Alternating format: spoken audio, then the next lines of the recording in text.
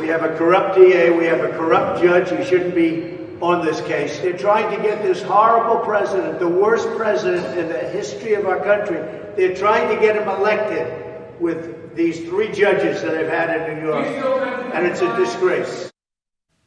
Week 2 of former President Trump's hush money trial wraps up today after new testimony revealed a text message sent by Stormy Daniels' then attorney Keith Davidson asking tabloid editor Dylan Howard, "What have we done?" after Trump was elected in 2016.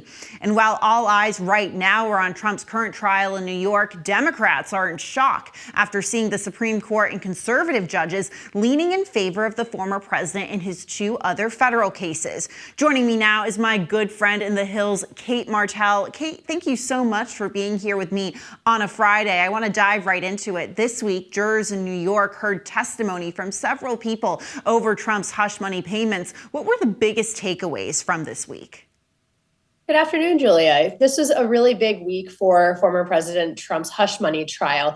We've really gotten into the meat of the case. Some of the biggest testimony that we heard this week is from Keith Davidson. He's a former lawyer for Stormy Daniels, and the cross-examination from the Trump team got particularly feisty. That's, I think, the biggest news that we saw out of this week.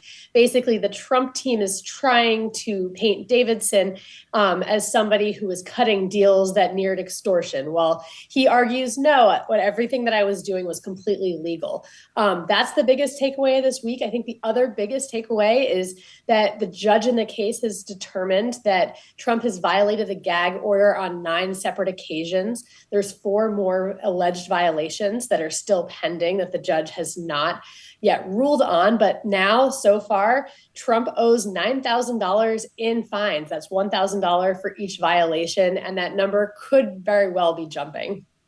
Yeah, we know that gag order, according to critics, has been violated many times by the former president. We'll see how the judge rules going forward. Staying with courts, Democrats are worried Trump could be getting some preferential treatment by conservative justices on the Supreme Court and on the federal level. Delay, delay, delay is the name of the game for the former president. Clearly, it's been working. But how are conservative justices leaning in to help Trump? It's a really good question, Julia. This is a really big story that we're covering, that a lot of Democrats are alleging that these conservative justices and judges are trying to slow roll the case. Like you said, delay, delay. That is the biggest way that Trump can win in these cases. And not necessarily that he wins in the legal sense, but if he can delay it past November, that he's hoping that will be the final thing that will be able to help him in these cases. And now in the Supreme Court, when we heard the oral arguments for the presidential immunity case, everything we've been hearing from legal experts, while we've not heard the ruling yet, is that this case will likely be delayed and we will not have a ruling by November. You don't even need to have the ruling if it's delayed. That very well helps President Trump. And when you look at his classified documents case that's pending currently, that case is being bogged down by some complex and arcane legal arguments that the prosecution argues aren't even relevant to the case. And if you add all of this up, that's why Democrats are starting to sound the alarm bells that are some of these conservative judges and justices really trying to help the former president and delaying them, and could have very well an impact on the November election. Absolutely. The November election certainly key here. Speaking of the November election and President Trump's opponent, President Biden spoke out strongly against violent protests on college campuses this week. What has the reaction been with young voters, and could this impact Biden's reelection bid? I think it could actually really impact Biden's reelection bid, Julia, because President Biden had been quiet for days as we had been seeing these protests continue to escalate, and he finally addressed them on Thursday, calling for these protests to be peaceful and really denouncing a lot of the violence that has happened. From the Team Biden's perspective, they should be really concerned about these young voters, that they are who helped Biden tip over the edge in 2020 and win the presidency. And we've seen a lot of young voters are really unhappy and have soured on President Biden. You look at and climate change and the cost of living. Those are two issues that I think have really hurt President Biden with young voters. But now when you see these campus protests, there's been, I think, a really big pushback from a lot of young voters that don't like how President Biden has handled these protests and how he's handled the war in Gaza. They don't necessarily agree with everything that Israel is doing. And, we're starting to see a bit of a generational gap. And if those voters feel disenfranchised and don't come out to vote in November, that can really, really hurt President Biden and tip it potentially in Trump's favor. Yeah, Progressive Senator Bernie Sanders also warning this week that it could ultimately hurt Biden with these young voters, or voters who in general are unhappy with Israel's response to the war. Sticking with the Biden administration, the battle is heating up between states and new changes the administration made to Title IX, which adds protections for transgender students. Arkansas Governor Sarah Huckabee Sanders is the latest governor to hit back, rejecting the update and vowing to fight it in court. Cate, will transgender rights become a key issue in the general election? I think it really will, Julia, because we've seen cultural issues have really motivated Republicans for the past several cycles. And this will only continue to bring this back into the news and bring it back top of mind. I've covered countless Republican rallies and campaign events, as have you. And, when you hear these cultural issues come up, this is something that really motivates Republican voters and gets big applause lines. And this really does throw it back into the spotlight.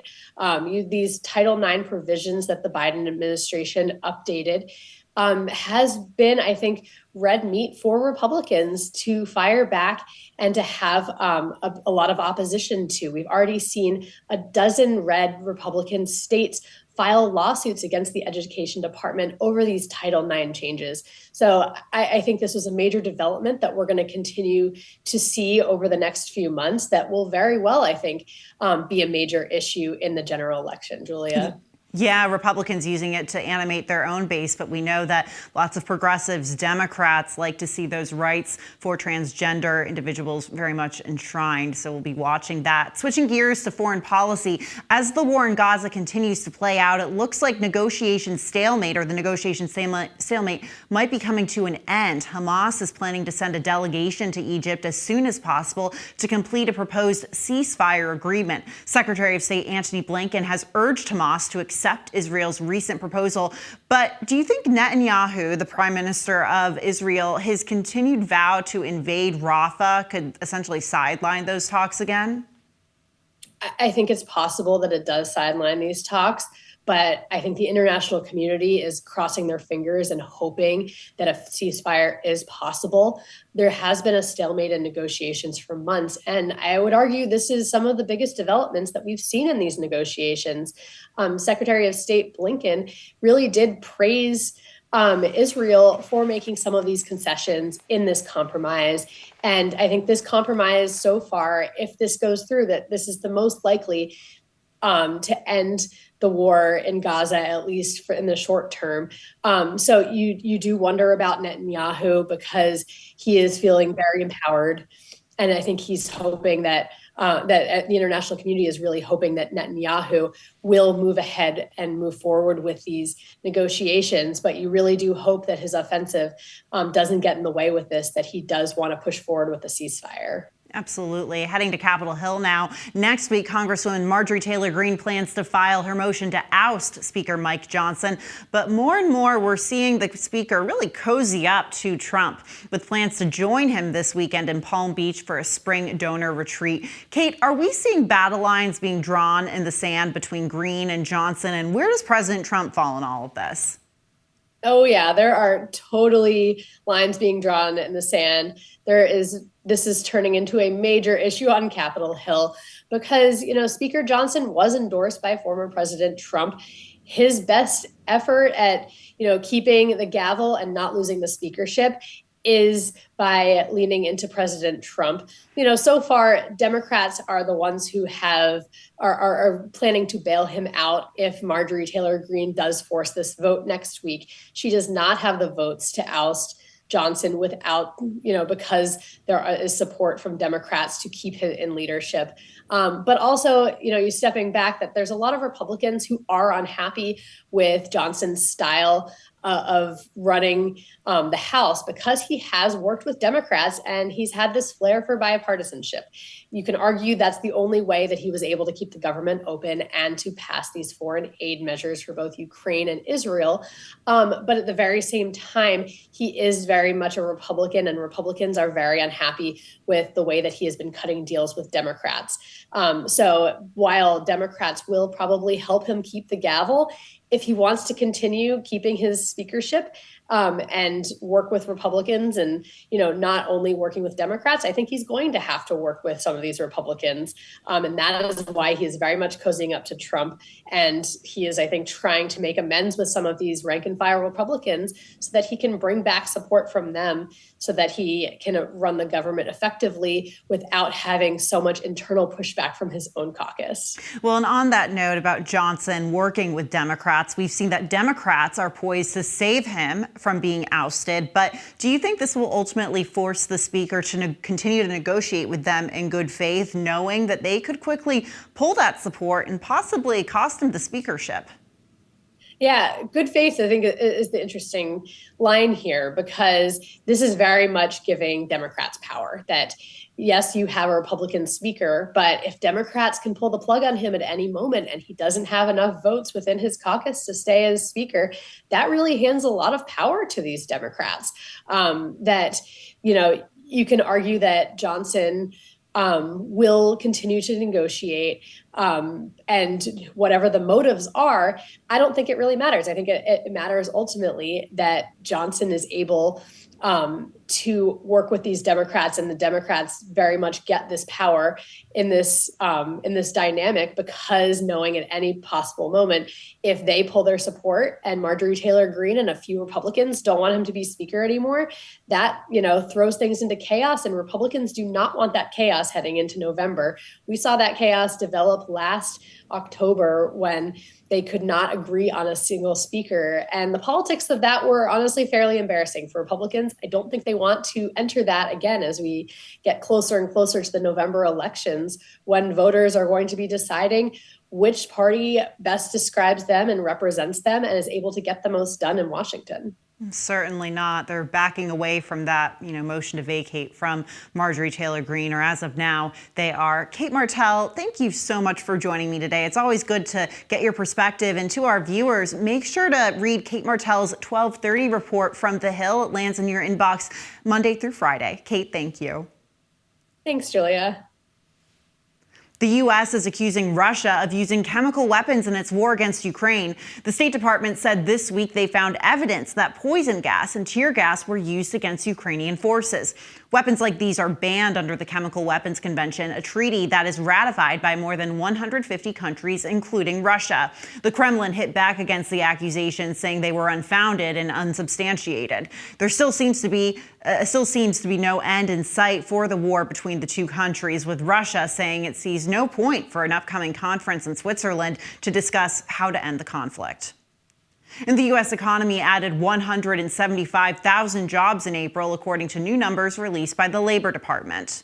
These numbers fell short of economists' expectations after several months of growth. The jobless rate also ticked higher to 3.9%. The latest report is on the eve of the Federal Reserve's committee's vote to hold off cutting interest rates, which have sat between 5.25 and 5.5%.